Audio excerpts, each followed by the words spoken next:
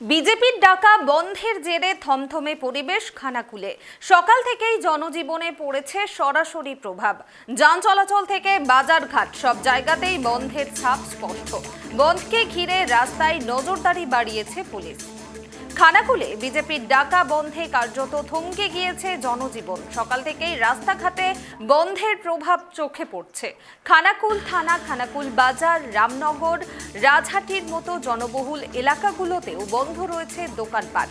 যান চলাচল কার্যত স্তব্ধ রয়েছে। বাস চলাচল পুরোপুরি বন্ধ না হলেও খানাকুল বিধানসভা এলাকার বাইরের রুট থেকে চলছে বাস। এ বিষয়ে বিস্তারিত জানবো। এই মুহূর্তে আমার সঙ্গে টেলিফোন লাইনে রয়েছেন আমাদের প্রতিনিধি তন্ময় খা। তন্ময়, আজকে এই যে বিজেপি বন্ধ ডেকেছে, কি কারণে এই বন্ধটা ডাকা হয়েছে এবং সকাল থেকে কোন কোন জায়গায় সবচেয়ে বেশি প্রভাব পড়েছে এই বন্ধের? হ্যাঁ দেখো, আমি একদমই তোমায় জানিয়ে রাখি যে গতকালকের যে বলপায়ের যে ঘটনা, যে তৃণমূলের বাইক র্যালি ছিল, সেই জায়গা থেকে যখনই তৃণমূল ও বিজেপির মধ্যে সংঘর্ষ হয় আর সেই জায়গা থেকে যখন গন্ডগোল তৈরি হয়, তারপরে কিন্তু খানাকুলের বিধানসভার বিধায়ক, বিজেপির বিধায়ক সুশান্ত ঘোষ কিন্তু বন্ধের ডাক দেয়। সেই বন্ধকে সফল করার জন্য বিজেপির কর্মী সমর্থকেরা যেমন মাঠে নেমেছে, তারা যেমন পতাকা নিয়ে চারদিকে ঘুরছে যাতে করে এই বন্ধ পুরোপুরিভাবে বন্ধটা সফল হয়। অন্যদিকে ঠিক তৃণমূলও কিন্তু পুরো এলাকা জুড়ে তারাও নজরদারি চালাচ্ছে যাতে করে এই বন্ধকে তারা ব্যর্থ করতে পারে।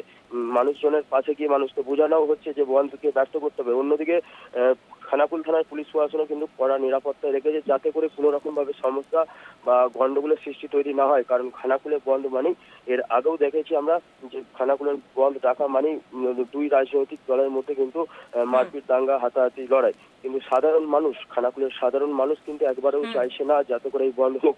কারণ তারা চাইছে যে মারপিট, দাঙ্গা বাদ দিয়ে শান্তির রাজনীতি হোক। কারণ এই বন্ধ মানুষের জন্য খুবই খারাপ। তাদের জনজীবন, বাজার হাট থেকে শুরু করে যান চলাচল সবই বন্ধ রয়েছে এখনো পর্যন্ত, সেরকমই দেখছি। পুনামি, তন্ময়, বন্ধ ঘিরে কি কোথাও কোনো অশান্তি বা সংঘর্ষের খবর পাওয়া গিয়েছে? না, এখনো পর্যন্ত সেরকম কোনো ঘটনা ঘটেনি। কিন্তু দুই পক্ষের, বিজেপি ও তৃণমূলের পক্ষ থেকে কিন্তু দুজনরাই কিন্তু ইঞ্চিতে বুঝে নেবে বলে কিন্তু তারাও কিন্তু মাঠে লাগছে। একদিকে যেমন তৃণমূল মাঠে লেগে রয়েছে বন্ধ ব্যর্থ করার জন্য, অন্যদিকে কিন্তু বিজেপির বিধায়কও কিন্তু তার দলবল নিয়ে মাঠে লেগেছে যাতে করে এই বন্ধকে সফল হয়। পুনামি, তন্ময়, স্থানীয় ব্যবসায়ী মহলের প্রতিক্রিয়া কেমন এই বন্ধকে ঘিরে? তারা কি এই বন্ধকে সমর্থন করছেন? তারা এই বন্ধকে সমর্থন করছে। এখনো পর্যন্ত কোনো দোকান খোলেনি। কিছু কিছু জায়গায় যেমন বন্ধকে সমর্থন করছে, আবার কিছু কিছু জায়গায় মানুষজন বলছে আমরা এই বন্ধ চাই না। কারণ শান্তির, যাতে করে অশান্তি না হয় সেই জন্য হয়তো দোকান তারা বন্ধ রেখেছে। আর তারা এই শান্তিপ্রিয় রাজনীতি চাইছে খানাকুলের বুকে। কারণ বন্ধকে ঘিরে কোনো মারপিট, দাঙ্গা বা অশান্তি হোক তারা চাইছে না। বেশ, ধন্যবাদ তন্ময়।